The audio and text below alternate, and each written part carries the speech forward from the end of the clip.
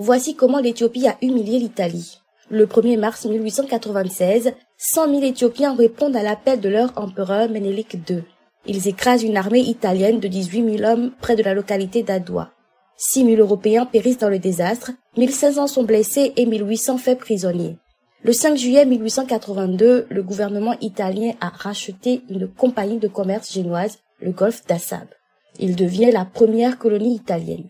Certains dirigeants italiens songent dès lors à la conquête de l'Éthiopie, dont les hauts plateaux fertiles bordent leur colonie semi-désertique. L'Éthiopie est un très ancien empire et l'une des plus anciennes églises de la chrétienté.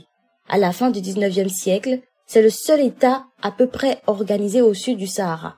Elle n'en est pas moins très pauvre et livrée aux guerres intestines. En 1889, accède à sa tête l'empereur Ménélique II. Sous l'impulsion du premier ministre italien Francesco Crispi, l'Italie lui impose le 2 mai 1889 un traité d'amitié.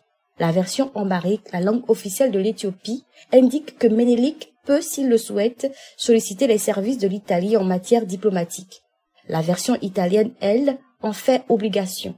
Lorsqu'il se rend compte de la supercherie, Ménélique se rebelle. Les Italiens ne voient plus d'autre solution que la conquête militaire. Ménélique II fait alors appel à ses fidèles de tous les coins de l'Empire. 100 000 guerriers sont rassemblés près de la grande ville d'Adwa.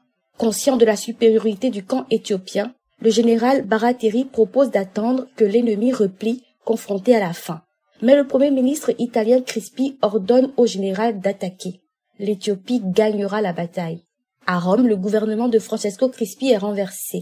L'Italie se détourne de l'Éthiopie et le 26 octobre 1896, par le traité d'Addis Abeba, elle reconnaît formellement l'indépendance de l'Éthiopie.